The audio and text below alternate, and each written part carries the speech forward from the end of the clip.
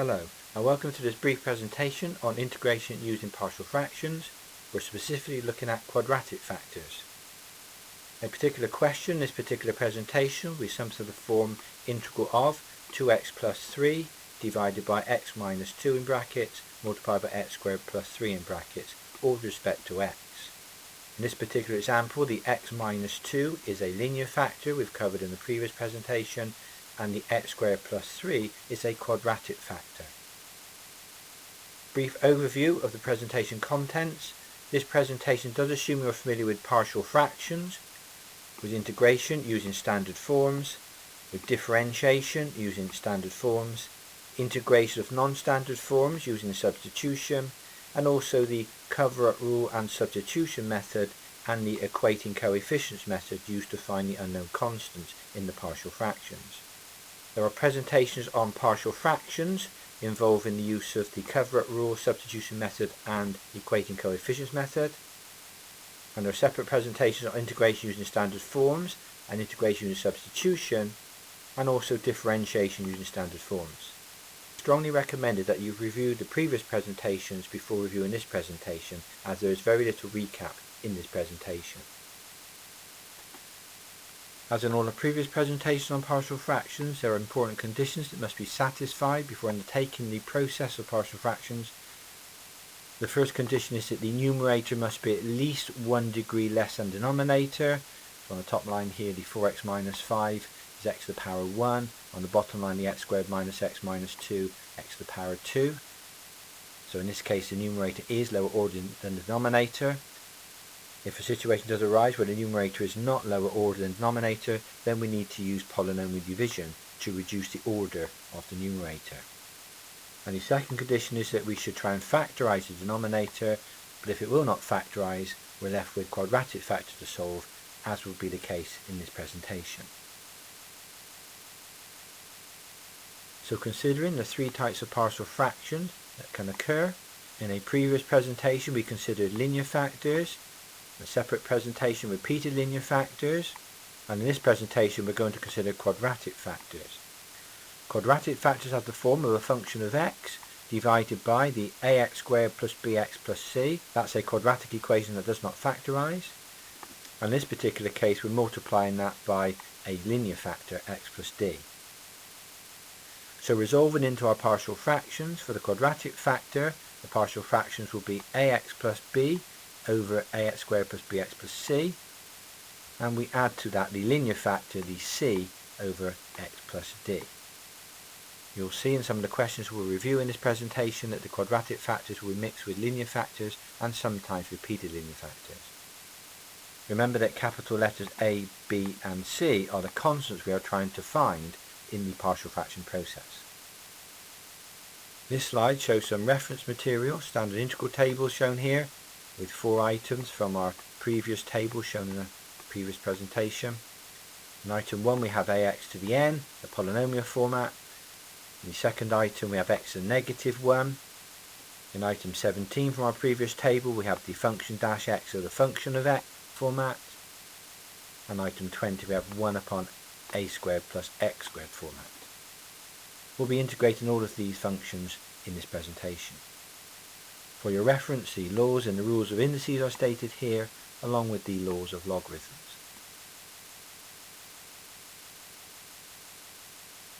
Example 3. We're asked to resolve the integral of 2x plus 3 divided by x minus 2 multiplied by x squared plus 3, all in brackets, with respect to x, into partial fractions. We notice that the numerator is of lower order than denominator. In this case the numerator is the x to the 1 and the denominator is x cubed when we expand the brackets. So there's no need for polynomial division here.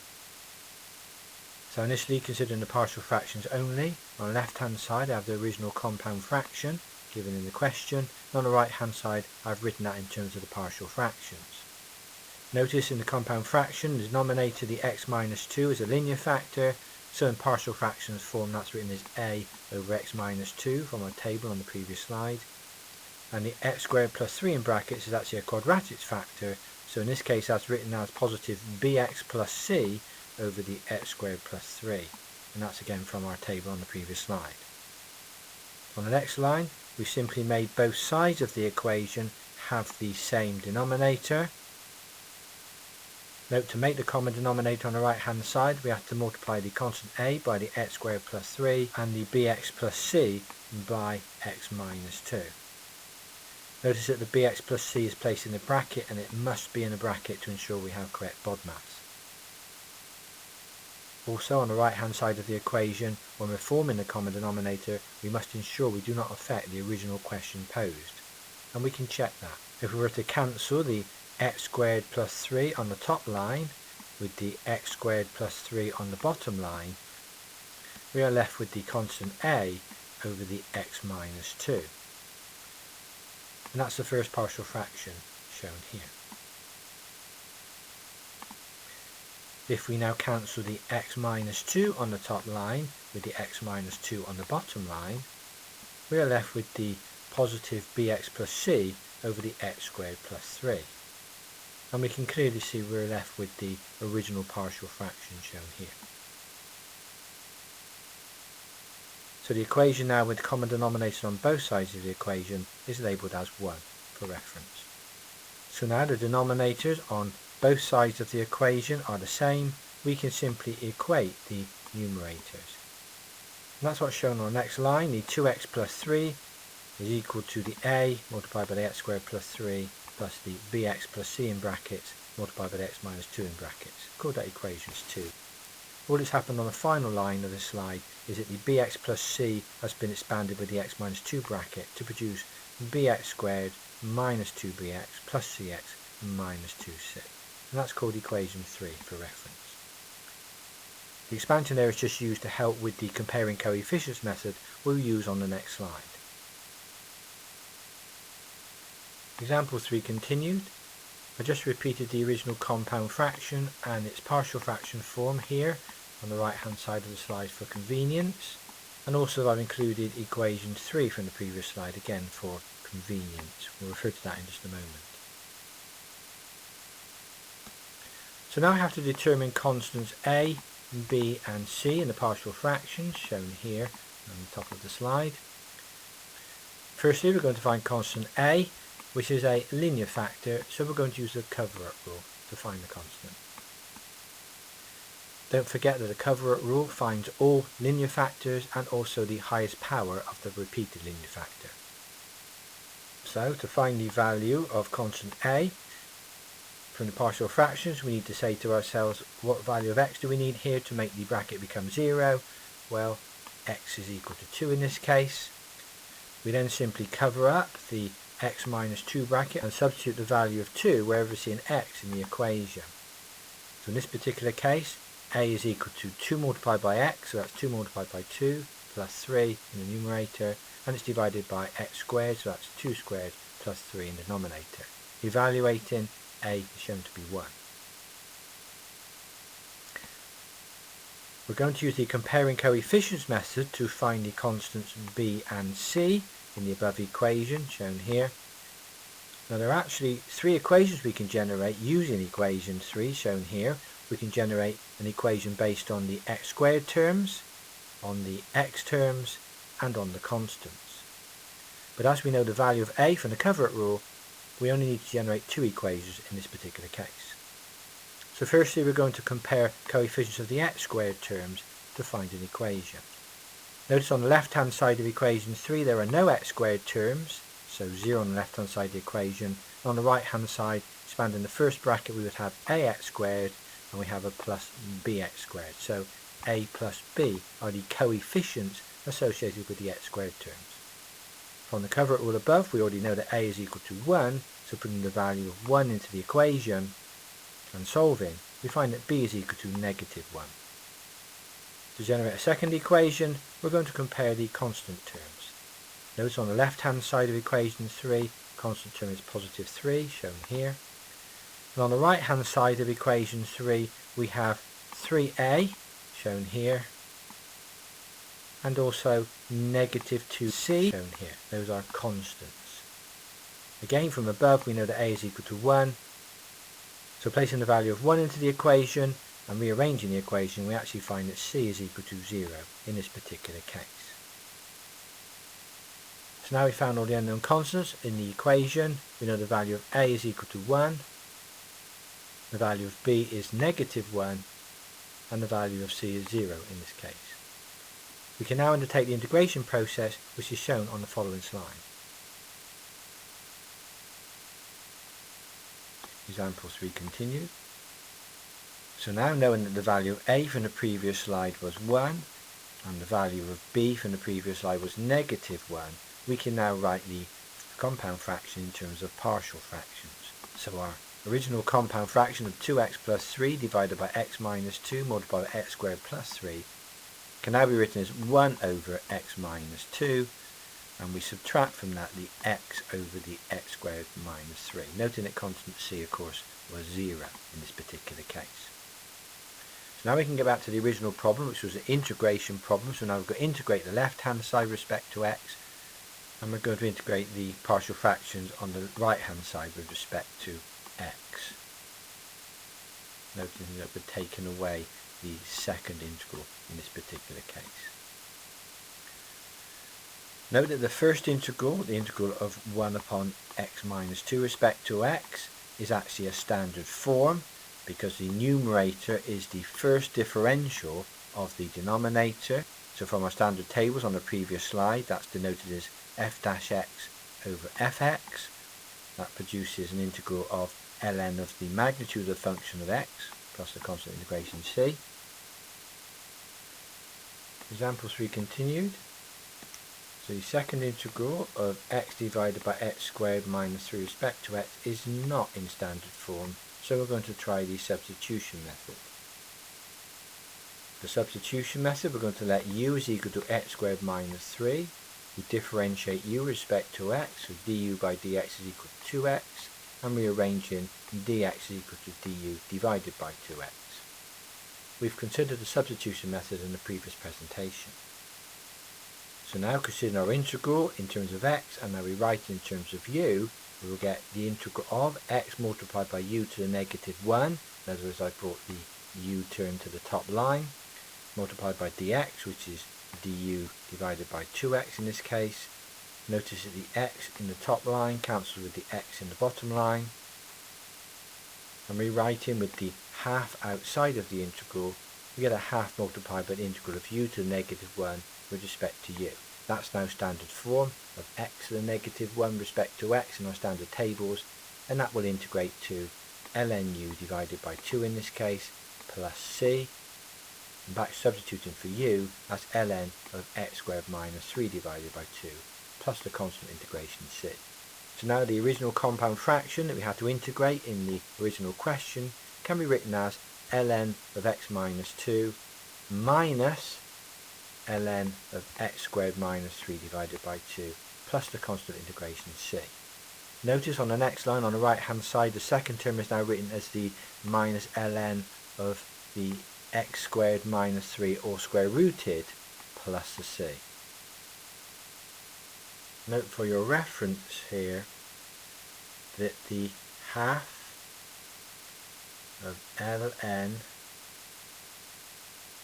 x squared minus 3 can be written as, using the third law of logarithms, ln of x squared minus 3 to the power of a half. And don't forget, the power of a half is actually a square root, so that's how we end up with the ln of the square root of x squared minus 3. What has happened on the last line is we've applied the second law of logarithms. As we are subtracting the logs, then we can write the final function of ln of x minus 2 divided by the x squared minus 3 all square rooted plus the constant integration c. So these last two lines have basically been a manipulation of the equation using the laws of logarithms. Here's a question relating to quadratic factors. Question 7. We're asked to integrate 3 plus 6x plus 4x squared minus 2x cubed divided by x squared multiplied by x squared plus 3, all with respect to x. Notice we undertake our checks here. The numerator is lower order than denominator. The numerator is to the power of 3. And if you expand the denominator, the x term will be to the power of 4. And obviously the denominator is factorized. In the denominator, note we have a repeated linear factor, the x squared term, and a quadratic factor, the x squared plus 3. Also be aware that within the solution we will need the standard integrand from our tables of 1 upon a squared plus x squared, which integrates to 1 upon a multiplied by the tan to the minus 1 of x divided by a plus the c. The answer is shown below, and the last part of the equation relates to the standard form shown in the table above. I would encourage you to stop the presentation and attempt this question, but the full work solution is shown on the following slides.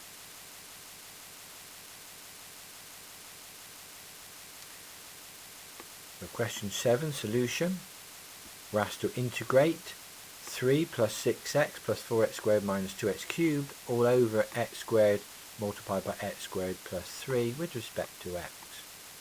If we just consider the order of the partial fractions, the numerator is lower order or lower degree than the denominator. The numerator is x cubed, and expanded in the brackets in the denominator we have x to the power of 4, and we can see that the denominator is factorized. So just considering the partial fractions, first of all, in the left hand side here the numerator is shown and the denominator is shown in terms of repeated linear factor and a quadratic factor.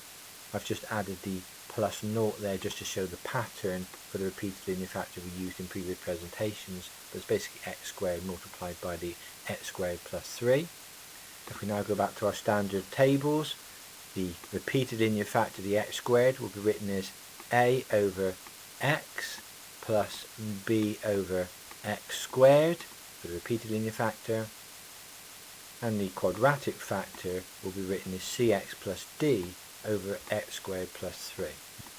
And I've called that equation 1. Now we arrange in the right hand side to have a common denominator on both sides of the equation. We now form ax multiplied by x squared plus 3 plus b multiplied by the x squared plus 3 plus cx cubed plus the dx squared, all divided by the x squared multiplied by the x squared plus 3. Again, we can see we have not affected the solution shown in equation 1 above. We take the first term, if we cancel the x squared plus 3 on the bottom line with the x squared plus 3 on the top line, and the squared on the bottom line with the x on the top line, we still have a over x. We take the second term, if we cancel the x squared plus 3 on the bottom line with the x squared plus 3 on the top line, we still have the b over the x squared, which is our second term shown here. If we take the third term and we cancel the x squared on the bottom with the x squared on the top, we're left with cx over the x squared plus 3, which is this term here. So that's correct. And finally, if we cancel the x squared on the bottom line with the x squared on the top line, we're left with the plus d over the x squared plus 3. And again we can see that's the same as in equation 1. So we have not affected the original equation by finding the common denominator. As the denominator is now the same on both sides of the equation, we simply equate the numerators. So on the left hand side we have 3 plus 6x plus 4x squared minus 2x cubed, and that's now equal to, on the right hand side, ax multiplied by x squared plus 3 in the bracket, plus b multiplied by x squared plus 3 in the bracket, plus cx cubed plus dx squared. We call that equation 2. All that's happened on the next line is I expanded the first bracket, so we have ax cubed plus 3ax, and all the other terms are as above. Call that equation 3. I just expanded the first term on the last line to help with the comparing coefficients method we'll use on the following slide. Question 7, solution continued. I just repeated equation 1 here from the previous slide. and also equation 3 for convenience. So in this problem we can use the cover-up rule to find the highest power of the repeated linear factor, and that will be constant b in this case. So this is the term we're finding here. In this particular case, to make the denominator become 0, x is simply 0. We now cover up that term on the left hand side of the equation, and we put the value of x is equal to 0 wherever we see an x in the remaining equation. So in this particular case, b, placing the zeros for the x terms in the above equation, is a value of 1. So now we need to find the constants a, c and d in equation 1 above, and we'll need the comparing coefficients method to find these. In this particular case, reviewing equation 3 at the bottom of the slide for convenience, we actually can generate 4 equations. We can generate an equation in terms of the x cubed coefficients, the x squared coefficients, the x coefficients, and also the constants. But as we already know the coefficient b, we only need to generate 3 equations from the comparing coefficients method. So firstly, let's compare coefficients of the x squared terms. On the left hand side of equation 3, the coefficient is positive 4, 4. On the right hand side of equation 3, the coefficients associated with the x squared terms would be positive b and also positive d. So they're shown here on the right hand side. From above, we know that b is equal to 1, so placing the value of b in the equation and rearranging, constant d is equal to 3. If we next compare the coefficients of the x terms, then on the left hand side of equation 3 we have positive 6, shown here, and on the right hand side of equation 3 the only constant associated with the x term is the positive 3a. Rearranging, a is equal to 2. And finally, if we compare coefficients of the x cubed terms, on the left hand side that will be negative 2 on the left hand side, and on the right hand side that will equal to a and also positive c, so a plus c there. Knowing from above that a is equal to 2 and rearranging, c will equal to negative 4. So we now have the original compound fraction given in the question in terms of the partial fractions, where a is now 2, so it's 2 upon x, b is now 1, so that's plus 1 upon x squared, the c is negative 4, written here as negative 4x, and the d is equal to positive 3, shown here. That's all upon x squared plus 3. The integration process will be shown on the following slide. Question 7. So now we're integrating the original compound fraction given in the question with respect to x, and we've shown from the partial fraction solution on the previous slide that can now be written as the integral of 2 upon x plus 1 upon x squared plus 3 upon x squared plus 3 minus 4x upon x squared plus 3, all with respect to x. Note the first 3 integrals are in standard form, but the fourth integral requires the substitution method for its solution. For the fourth integral on the right hand side, we'll let the substitution u is equal to x squared plus 3. So u is equal to x squared plus 3. Differentiating standard forms, du by dx is equal to 2x, and rearranging, dx is equal to du divided by 2x. Considering the fourth integral on the right hand side now, we can write that as negative 4 multiplied by the integral of x respect to u divided by u multiplied by 2x. Notice again, as in the previous example, the x is cancelled top and bottom, and also notice that the 2 on the bottom line could cancel with the 4 to give negative 2. I can write that now as negative 2 multiplied by the integral of u to the negative 1, bringing u to the top line, using the reciprocal rule of indices, integrated with respect to u. That's standard form in our tables, so that integrates to negative 2 ln u, so that's equal to negative 2 ln of x squared plus 3. So note that the first term in the integral above, the 2 upon x, is like integrating 2x to the negative 1, and from standard tables that becomes 2 ln x. The second integral above, the plus 1 upon x squared, bring the x to the top line, that will become x to negative 2, which is standard form of ax to the n, so that integrates to negative 1 upon x, following our standard tables. For the third term on the right hand side, I've taken the 3 outside of the integral here, and I've got 1 upon the x squared plus, I've written this as the cube root of 3 all squared, because that forms this pattern here from our standard table of 1 upon a squared plus x squared, so that's a standard form now, and we find the solution is 1 upon a multiplied by the arctan or tan to the minus 1 of x upon a. And that's what's been written here. This is the 3 outside the integral upon the a, which is the square root of 3, and then the tan to the minus 1 or arctan of the x divided by the square root of 3 in this case. The fourth integral is shown above, and we add the constant c at the end of the solution. All that's happened on the last line, if we brought these two functions together, the natural log functions, we've applied the third law of logarithms by writing 2 ln x as ln x squared, and writing the negative 2 ln x squared plus 3 as negative ln x squared plus 3 all squared.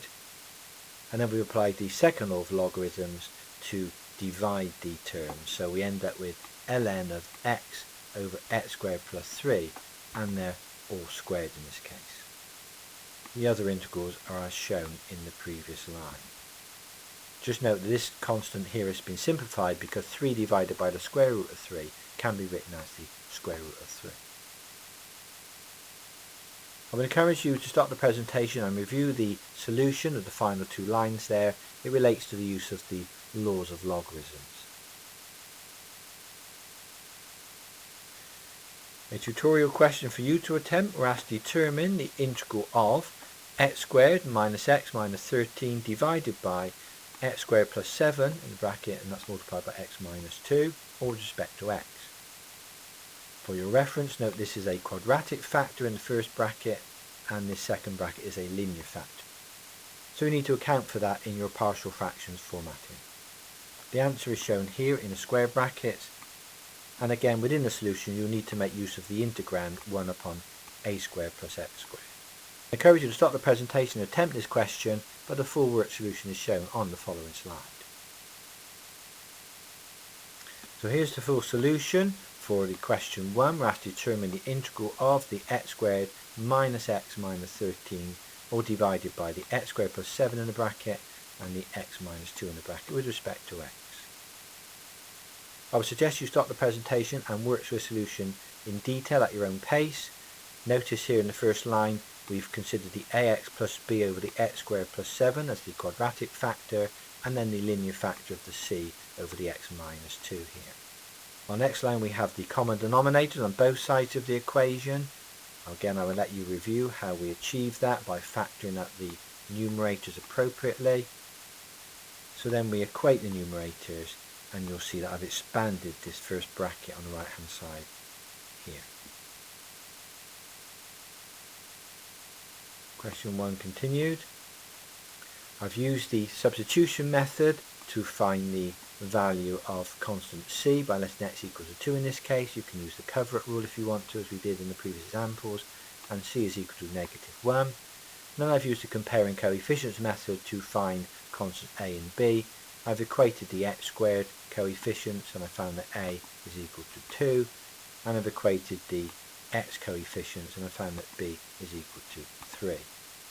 That then allows me to write the original compound fraction we're trying to integrate in terms of partial fractions.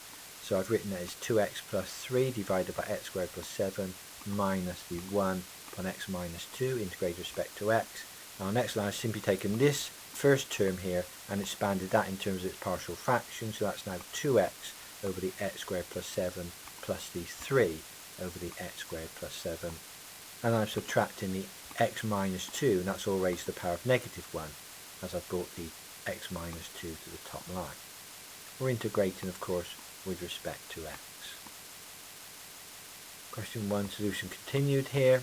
So now I have my 3 integrals. Notice that the first integral of 2x over x squared plus 7 respect to x is actually a standard form. If you differentiate the denominator, the x squared plus 7, standard form, that becomes 2x, and you have 2x on the top line, so straight away we can write down the solutions from the table as ln of x squared plus 7. The second integral, the plus 3 multiplied by the integral of 1 upon x squared plus 7 respect to x, again that can be written in standard form. The 3 is outside the integral, and the 1 upon x squared plus 7 can be written as 1 upon x squared plus the square root of 7 all squared. That puts into the form of 1 upon x squared plus a squared, and we have a standard solution for that from our tables. So the standard solution would be 3 upon square root of 7 multiplied by tan to the minus 1 or arctan of x upon the square root of 7. And the final term, we're subtracting the integral of 1 upon x minus 2 respect to x. Again, this is standard form, because if we differentiate the denominator, the x minus 2, standard tables, that becomes 1, and we have 1 in the numerator. So once again, we can write down the solution instantly as the ln of x minus 2. So our full solution now for the integral given in the original problem is ln of x squared plus 7 plus 3 divided by the square root of 7 multiplied by the arctan of x divided by the square root of 7 minus the ln of x minus 2 plus the constant integration c. Again, I would encourage you to stop the presentation and work through that slide at your own pace. Essentially, all the integrals shown there are of standard form. I'll leave you with some tutorial questions. Question 2, we're asked to integrate 6x minus 5 divided by x minus 4 multiplied by the x squared plus 3 with respect to x between the limits of 5 and 6. This is a definite integral, so the answer shown in square brackets on the right hand side is a numerical value. Notice for your reference that the first bracket in the denominator is a linear factor, and the second term in the denominator is a quadratic factor. So that needs to be accounted for when you write your partial fractions.